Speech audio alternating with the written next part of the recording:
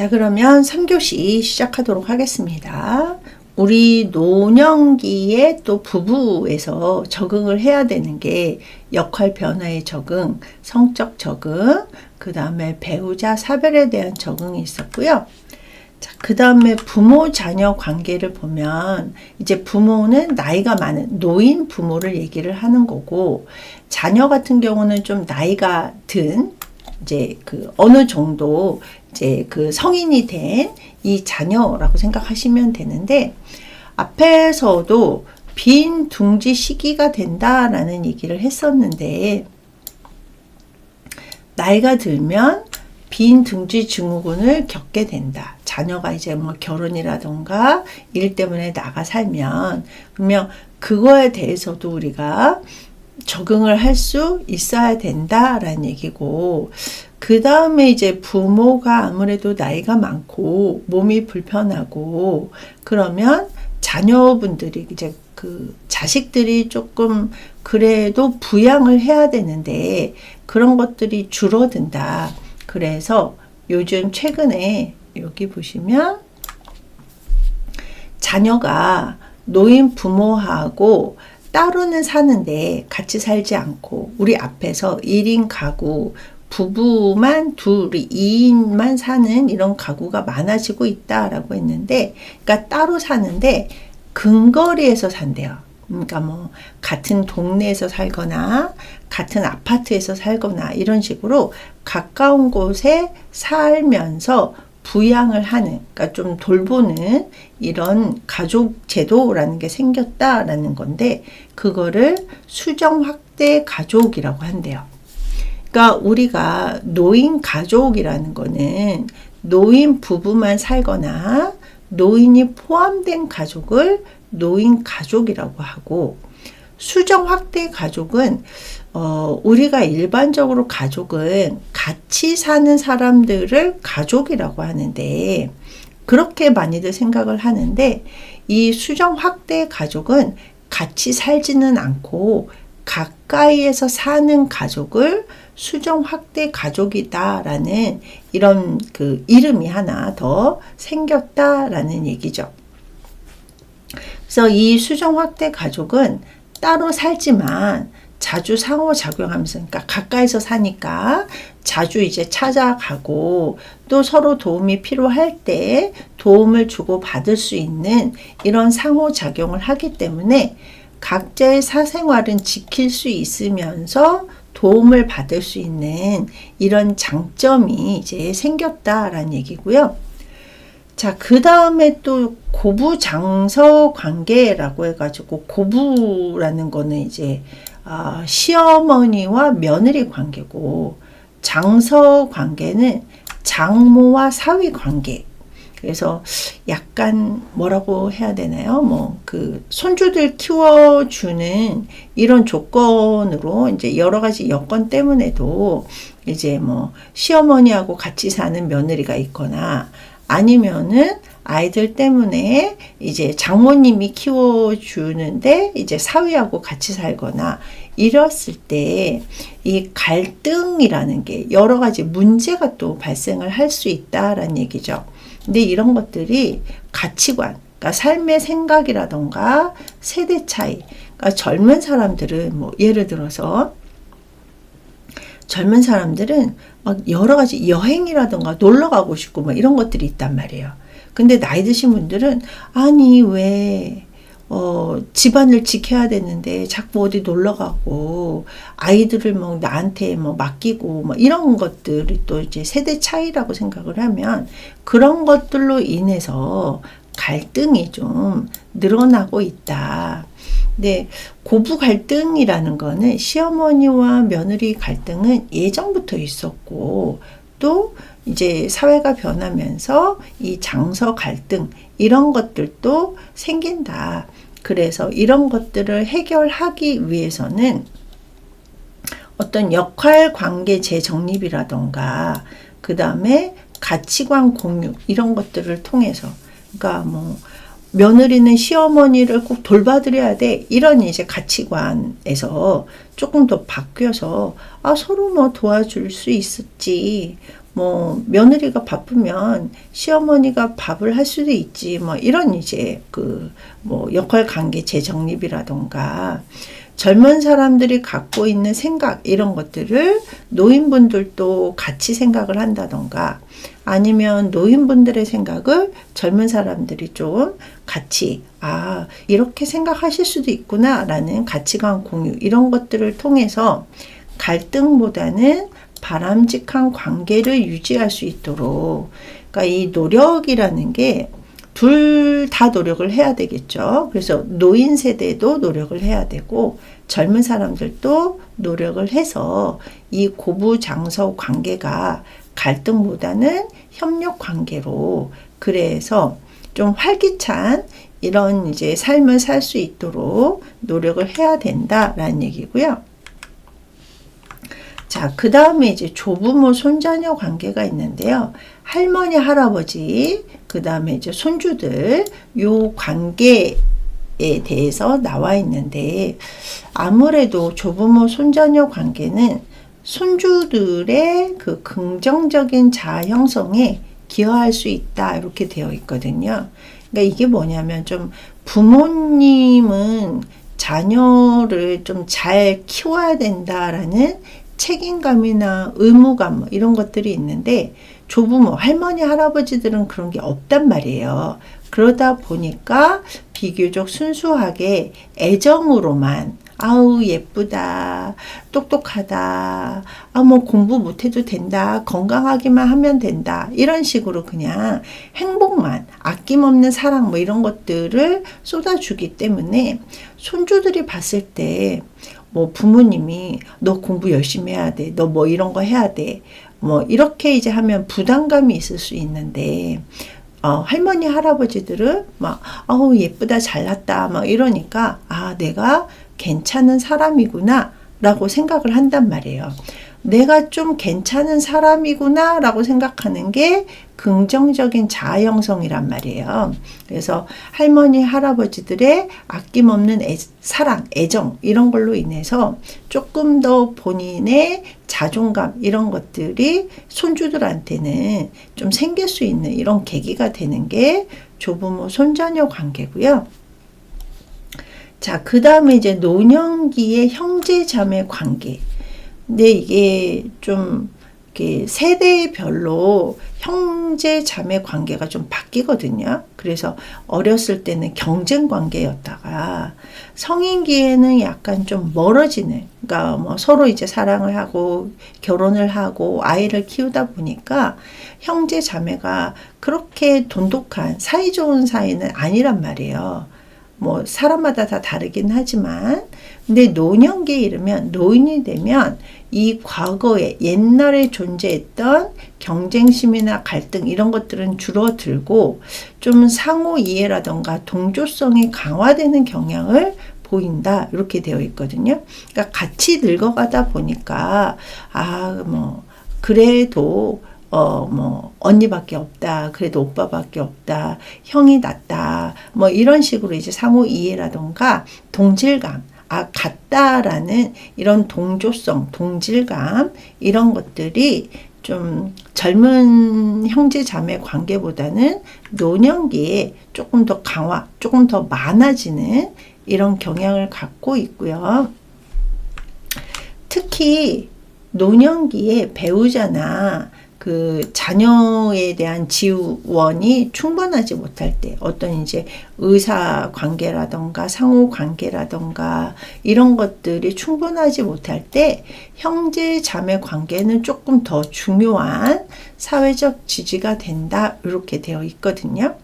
그러니까 물론 이제 배우자나 자녀한테 충분하게 지원을 받아도 형제 자매 관계가 심리적으로 안정감을 주기는 하는데 그게 충분하지 못할 때 더 중요한 사회적 관계가 된다 이렇게 생각하시면 되고, 자, 그 다음에 앞에서도 노인 부양, 노인분들이 좀 도움을 받아야 되는 게 예전에는 가족이었는데 지금은 가족 형태가 변화가 되면서 노인 부양이 문제가 이제 사회적으로 문제가 되고 그러면 그거를 어떻게 좋은 방향으로 문제를 해결해야 되는 이런 것들이 이제 뭐 국가나 지자체, 사회에서 부담을 해야 된단 말이에요. 그래서 이런 것들을 해결을 하려면 노인분들이 가장 힘들어하는 이런 것들이 어떤 것이 있는지를 알아야 되는데, 이 노인분들한테 여쭤봤더니 노인이 되니까 이 4가지 고통이 있다. 이 고가 이제 힘들다, 어렵다, 뭐 이런 것들이란 말이에요. 근데 뭐가 있냐 그랬더니 빈곤, 경제적으로 너무 어렵다, 그 다음에 질병, 아프다, 그리고 고독, 외롭다, 그리고 무의, 할 일이 없어서 이것도 고통이다 라고 노인분들이 많이 호소를 하신대요. 그래서 여기 보면 노인이 되면 수입이 감소하고, 그러니까 빈곤해지고, 건강이 악화되고, 질병이 많이 생기고, 그 다음에 소외와 고독감, 어떤 고독해지고 외롭다 막 이렇게 생각을 하고, 뭐 사람들이 나하고 어울리려고 하지 않는다 막 이런 이제 뭐 소외감 이런 것들이 나타나고, 그 다음에 내가 이제부터 뭘 해야 될지 모르겠다라는 역할 상실, 그러니까 무의 뭐 이런 것들이 이제 노인분들이 너무 힘들다 이런 이제 호소를 하신다라는 얘기죠. 그러면 그거에 따라서 우리가 좀 더 많이 그런 고통을 이제 경험하지 않도록 우리가 그걸 조절을 해야 되는데, 그 해결 방안을 보시면 첫 번째, 노인과 가족의 협력이라고 해가지고 공적, 사적 부양이 모두 필요하다 이렇게 되어 있거든요. 공적인 거는 약간 사회나 국가가 해주는 거를 이제 공적이라고 하고, 사적이라는 거는 가족이 이제 해결을 해주는 이런 것들을 사적 부양이라고 하는데, 이 사회와 가족의 협력에서는 사적 부양 보시면 여기 본인이나 가족이 이제 내가 건강을 유지하기 위해서 노력을 하고, 가족분들은 같이 살지 못하면 아까 앞에서 얘기한 것처럼 뭐 수정 확대 가족같이 가까이서 살면서 필요할 때, 뭐 예를 들어서 나이가 든 부모님이 병원을 가야 된다라고 했을 때 혼자서 가기 어려울 때 가족분들이 시간을 내서 병원을 모시고 간다던가, 이런 것들이 이제 사적 부양인 거고, 공적 부양은 국가나 사회가 여기 보시면 노인복지 서비스라던가 노인 장기 요양 보호 제도 뭐 이런 것들을 통해 가지고 지원을 해주는 건데, 우리 노인 장기 요양 보험에서 보시면 뭐 대상자분들이 등급을 받으셔서 시설에 들어가서 서비스를 받으실 수도 있고, 그러니까 혼자서 집에서 살기 어려우면 이제 시설 같은 데 들어가서 뭐 숙식이 제공이 되는 거죠. 그래서 잠자리라던가 먹는 거라던가 아니면 각종 프로그램을 통해서 심심하지 않게 이렇게 해드리는 이런 것들도 있고, 그 다음에 이제 뭐 재가 서비스라고 해서 집에 머무르는데 요양보호사가 집에 와서 여러 가지 도움을 주는 이런 것들도 있고, 또 주간보호센터라고 해가지고 이제 하루 중에 심심하니까 이 센터, 주간보호센터에 가가지고 여러 가지 프로그램이라던가 이런 것들을 통해서 신체적인 기능이 나빠지지 않도록 유지를 해준다던가, 아니면은 다른 사람들하고 어울려서 좀 즐겁게 생활을 한다던가, 이런 이제 여러 가지 제도를 통해서 국가나 사회가 이런 노인 부양을 하는 이런 것들을 이제 사회와 가족의 협력이라고 이해하시면 되고요. 이러려면 가족분들도 도움이 필요하고, 국가에서도 이런 여러 가지 제도를 통해 가지고 같이 이제 나아가는 게 사회 가족의 협력이라고 생각하면 되고, 이게 되려면 이 세대 간의 갈등 조절도 돼야 되겠죠. 그래서 여기 보시면 젊은 세대는 부모 세대에 대한 존경, 감사 의미로 그러니까 사회적 부양에 대해서 긍정적으로 이제 인식할 필요가 있다. 그러니까 뭐 예를 들어서 연금이라던가 노인장기 요양보험도 사실 우리가 이제 그 보험료라는 걸 내야 된단 말이에요. 그래서 보험료를 내서 노인분들이 이런 혜택을 받을 수 있구나라는 것들이 당연하다라고 인식할 필요가 있다라는 얘기죠. 뭐 세금 낭비다. 뭐 나이가 들어서 뭐 본인이 해결을 해야지 왜 우리가 낸 세금으로 해야 되냐 뭐 이런 거보다는 당연하다 이렇게 생각할 필요가 있다. 그래서 세대 간의 위험 분산이라던가 소득 재분배 등 바람직한 세대 통합이 효과가 있다라는 얘기거든요. 그래서 연금을 통해서 이제 뭐 기초연금이라던가 이런 것들을 통해서 최저 생계비가 있으면 아무래도 병원비라던가 뭐 노인분들이 생활하는데 자녀가 이제 부담을 조금 덜 받을 수 있는, 그러면은 세대 간의 갈등도, 그러니까 부모님하고 자녀분들의 어떤 여러 가지 문제 이런 것들도 조금 해소가 된단 말이에요. 좋아진단 말이에요. 그래서 그런 것들을 통해서 갈등 조절이 이루어져야 된다라는 얘기고요. 또 그 다음에 뭐 굉장히 중요하죠. 노인의 개인적 대처. 그래서 노인 스스로 내 노년의 삶을 책임질 수 있도록, 그래서 왜 주변에서 안 해주지? 왜 내 자식은 나를 병원에 안 데리고 가지? 뭐 이런 것보다는 본인 스스로 좀 책임을 질 수 있도록 노력을 해야 된다. 그래서 뭐 젊었을 때부터 어떤 뭐 개인연금이라던가 보험, 우리 보험도 굉장히 뭐 사적 보험 이런 것들도 굉장히 많잖아요. 뭐 간병비 뭐 이런 보험도 있고 암보험 이런 것들도 있고, 그래서 내가 아프거나 힘들 때 이 보험을 이용을 해서 자식들한테 부담을 주는 것보다는 내 스스로 어떤 거를 해결해 나갈 수 있는 이런 바탕을 마련해 놓는다던가, 아니면 노년기에도 역할 상실이라던가 고독 이런 것들을 좀 느끼지 않도록 재교육 프로그램을 통해서, 그러니까 재교육 프로그램이라는 게 뭐 노인 일자리라던가 아니면 내가 예전에 잘하던 거를 노년기에 맞게 다시 한번 공부를 해서 사회에서 뭔가 활동할 수 있도록 프로그램을 통해서 공부를 해서 삶의 변화에 대비해야 된다. 그러니까 나이가 들었으니까 당연히 다른 사람의 도움을 받아야 돼. 노인이 됐으니까 나는 할 수 있는 게 없어. 이렇게 생각하는 것보다는 나 스스로 내 노후를 좀 책임진다. 이런 생각들이 필요하다라는 얘기고요. 자, 그 다음에 마지막 네 번째로 노인 복지 정책 강화라고 해가지고 국가와 사회는 노인 복지 정책을 강화해야 된다 이렇게 되어 있거든요. 그러니까 노인분들이 좀 편하게 생활할 수 있도록 연금이라던가 기초연금 이런 것들을 좀 많이 해서 소득 보존도 해야 되고, 또 노인장기 요양보험을 통해서 장기적으로 오랫동안 돌봄을 받을 수 있는 이런 서비스. 그러니까 내가 몸이 불편한데 뭐 한 달 동안 와가지고 누군가가 도와주고 끝나고 이러는 게 아니라 오랫동안 서비스를 받을 수 있는 이런 이제 정책들이 많아져야 된다. 그리고 노인복지 서비스를 통해서, 그러니까 노인복지관이라든가 경로당 이런 것들을 통해서 적극적으로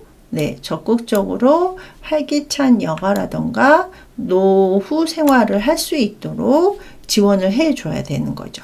그래서 뭐 예를 들어서 뭐 여름에 너무 덥다. 그러면 경로당에 가면 시원하게 이렇게 내가 뭔가 활동할 수 있는 장소가 있다. 이런 것들이 굉장히 좋은 제도잖아요. 그런 정책을 강화할 필요가 있다라는 얘기고요. 자, 그 다음에 우리가 노인장기 요양보험을 통해서 대상자가 서비스를 받으신단 말이에요. 돌봄을 받으시는데 여기 보면 돌봄을 받는 노인과 돌봄을 주는 자의 관계를 1차적 돌봄 관계다라고 한다면, 그래서 1차적 돌봄 관계 같은 경우는 여기 보시면 돌봄 제공자, 그러니까 이 돌봄 제공자가 이제 기본적으로 요양보호 과정에서는 뭐 사회복지사라던가 간호사, 요양보호사 이런 사람들이 1차적 돌봄을 한다라고 생각을 하면 2차적 돌봄이라는 거는 그 1차적 돌봄을 지원해주는 역할, 그러니까 뭐 가족이라던가 이웃이라던가 이런 사람들하고 같이 돌본다. 그러니까 뭐 요양보호사는 내가 이 어르신을 돌봐줄 때는 가족분들은 간섭하면 안 돼. 이러는 게 아니라 같이 돌본다라는 생각으로 이제 요양보호와 가족의 역할을 좀 생각을 할 수 있어야 된다라는 얘기고요. 자, 그 다음에 우리가 이제 4절에 대상자 중심 요양보호라는 말이 있는데, 우리 요양보호를 일을 할 때는 대상자에 한해서만 서비스를 제공한다. 그러니까 대상자만 도와준다라는 얘기인데, 이 대상자 중심 요양보호에서 또 중요한 게 인간 중심 요양보호다라는 얘기거든요. 그래서 우리가 예를 들어서 병원에 가도 도움이 필요하잖아요. 그러니까 어디가 안 좋아서 아파서 치료를 받거나 이럴 때는 병원은 인간 중심, 그 사람의 특성을 바라보는 게 아니라 질병 중심이거든요. 그래서 이 환자는 뭐 감기 걸린 환자, 이 환자는 뭐 뼈가 안 좋은 환자, 이 환자는 암에 걸린 환자, 이러다 보니까 뭐 암을 빨리 치료하기 위한 방법만 이제 생각을 많이 한단 말이에요. 물론 뭐 사람이기 때문에 사람 중심을 또 하기도 하지만 기본은 질병 중심이다. 근데 요양보호는 사람 중심, 인간 중심이어야 된다라는 얘기인데, 그러기 위해서는 개개인의 가치관을 존중하고, 그 다음에 대상자의 요구에 따른, 대상자가 뭘 원하는지를 충분히 고려를 해서 개개인에 맞춘 요양보호를 제공할 수 있어야 된다라는 얘기거든요. 그래서 똑같은 치매 환자라고, 그러니까 치매라는 질병에 있다라고 하더라도 개개인에 맞춰야 된다. 그래서 어떤 치매 어르신은 뭐 배회 증상이 있으시고, 어떤 치매 어르신은 뭐라고 할까요? 어떤 뭐 과식 증상이 있으시고, 이러면 그거에 맞춰서 우리가 서비스를 제공할 수 있어야 된다. 근데 우리가 만약에 대상자가 원하는 서비스를 제공을 하는데 잘못하면 뭐 이렇게 생각할 수도 있다라는 얘기죠. 그러니까 요양보호사 입장에서만 생각했을 때, 저 어르신은 원하는 게 너무 많아, 요구가 많아서 돌보기 어려워, 뭐 이런다던가, 저 어르신은 내가 무슨 말을 하면 말을 잘 안 들어, 뭐 이렇게 생각하는 거는 요양보호사의 관점에서 또 하는 건데, 우리가 대상자 중심, 인간 중심으로 하다 보면은 요구가 많은 게 아니라 이 어르신은 이런 것들을 원해. 이 어르신 말을 잘 안 듣는 게 아니라 이 어르신은 원하는 거를 이제 정확하게 얘기를 하실 수가 있어. 이렇게 받아들여서 그거에 맞는 서비스를 제공할 수 있어야 되겠죠. 자, 그러면 우리가 대상자 중심 요양보호를 하려면 대상자를 대하는 원칙이 있어야 되겠죠. 그래서 이 어르신은 뭐 이렇게 해야 돼, 이런 것들을 이제 지켜야 되는 원칙들이 있단 말이에요. 그럴 때 보시면 좋은 의사소통이라던가 인간관계, 이런 것들이 좋아야 된다. 근데 여기 보시면 뭐 악성 사회심리라고 해서 하면 안 되는 것들, 그러니까 좋은 의사소통이라던가 좋은 인과관계를 맞이해서 서비스를 제공해야 되는데, 그렇지 못한 반대 뭐 이런 것들이 좀 있다라는 얘기인데, 우리가 장기 요양기관에서, 그러니까 시설이라던가 재가라던가 주간보호센터라던가 이런 이제 장기 요양기관에서 좀 안 좋은 것들이 이제 예전에 많이 있었던 이런 것들이 있는데, 예를 들어서 뭐 바보 취급한다던가, 뭐 어르신이 뭘 아시겠어요. 어르신은 아무것도 몰라요. 제가 하라는 대로 하세요. 뭐 이런다던가, 아니면은 뭐 존중하지 않고 막 어린아이 대하듯이 막 한다던가, 아니면은 뭐 어르신이 뭘 원하시는데, 뭐 예를 들어서 오늘은 날씨가 좋으니까 산책 좀 했으면 좋겠어, 이렇게 이제 요구를 했을 때, 어르신 오늘은 바빠서 다음에 해드릴게요, 뭐 이런 식으로 이제 막 자꾸 뒤를 미룬다던가, 아니면은 어르신이 어떤 얘기를 하시는데 그거를 받아들이지 않고 수용하지 않고 그걸 이해하려고 하지 않는다던가, 그러니까 뭐 대상자 입장에서 생각을 하지 않고 요양보호사 나만의 입장으로 막 생각을 하다 보니까 이 어르신의 입장을 이해하려고 하지 않는다던가, 이런 것들. 그리고 무슨 말씀을 하시는데 뭐 무시한다던가, 이런 것들은 하면 안 되는 악성 사회 심리다라고 이제 이해하시면 되고요. 그 다음에 우리가 대상자 중심 요양보호, 그러니까 인간 중심 요양보호를 할 때 지켜야 되는 실천 원칙으로 5단계가 있는데요. 자, 이거는 좀 기억을 해 주세요. 만남의 준비 단계, 케어의 준비 단계, 감각, 지각의 연결 단계, 감정의 고정 단계, 그 다음에 재회의 약속 단계, 이렇게 5가지가 있습니다. 자, 그래서 만남의 준비 단계는 요양보호사가 대상자에게 방문하였음을 알리는 거죠. 그래서 이제 뭐 만나기 전에 복장 같은 거 잘 되어 있는지 이런 것들을 다 확인을 하고, 그 다음에 인사. 그래서 뭐 안녕하세요 어르신, 저 누구 요양보호사 누구 왔어요, 뭐 이런 식으로 이제 인사를 해서 요양보호사가 지금 뭐 집에 왔다, 아니면은 시설인데 내가 출근했다, 이런 이제 방문을 알리는 단계가 만남의 준비 단계고요. 케어의 준비 단계는 상대와의 관계를 만드는, 그러니까 친구가 되는, 그래서 뭐 어젯밤에 잘 주무셨어요? 오늘은 기분이 어떠세요? 이런 식으로 좀 관계를 만들어서 내가 그래도 편안하구나 라고 이제 서비스가 시작이 됐구나, 내가 좋아하는 요양보호사가 왔구나, 이런 것들을 이제 알 수 있게 하는 요 관계를 만드는 단계가 케어의 준비 단계다 라고 생각하시면 되고요.